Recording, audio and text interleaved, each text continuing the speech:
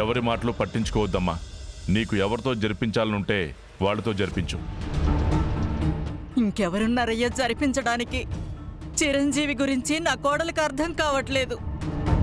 అదే యాక్సిడెంట్లో నేను నా బిడ్డని పోగొట్టుకున్నదాన్నేగా. నేనే చెప్తున్నాను కదయ్యా, నాకు లేని అభ్యంతరం తనకెందుకు?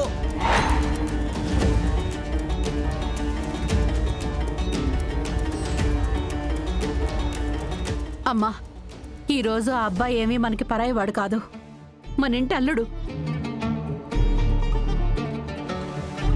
మీ అత్తయ్య చెప్పిన మాట వినవే. ఏంటమ్మా నువ్వు కూడా? చంపిన వాడి చేతుల మీదుగా అన్నయ్య కర్మకాండ ఎలా జరిపించమంటున్నావు? మరి ఇంకెవరితో జరిపిస్తావే? ఎవరున్నారని చెప్పు.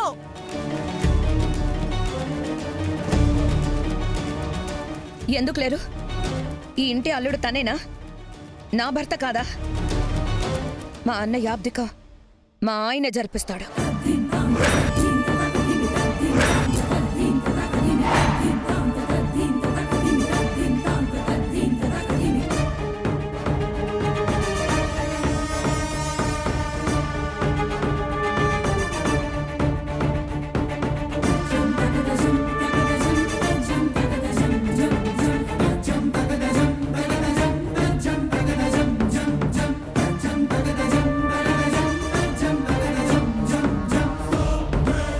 ఆ అబ్బాయి జరిపిస్తే ఏంటి?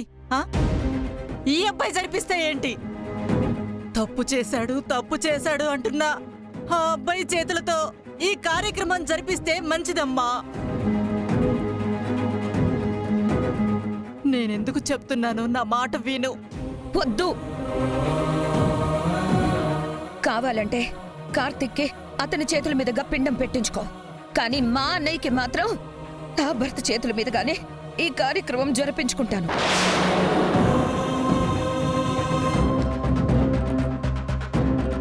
దుర్గా, ఏం మాట్లాడుతున్నావు? ఈ అబ్దికం నేను చేయకూడదు, నేను చేయలేను కూడా. ఎందుకు చేయకూడదు? ఇంటి అల్లుడుగా తను చెయ్యొచ్చన్నప్పుడు మీరు చేయడానికేంటి? మీరే చేస్తున్నారు అంతే.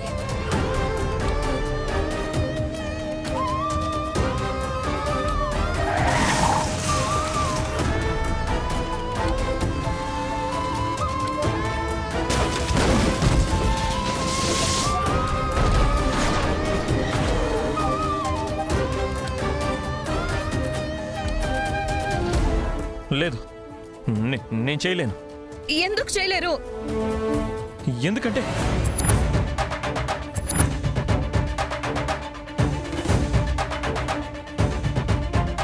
ఎందుకంటే నేను రే అర్జున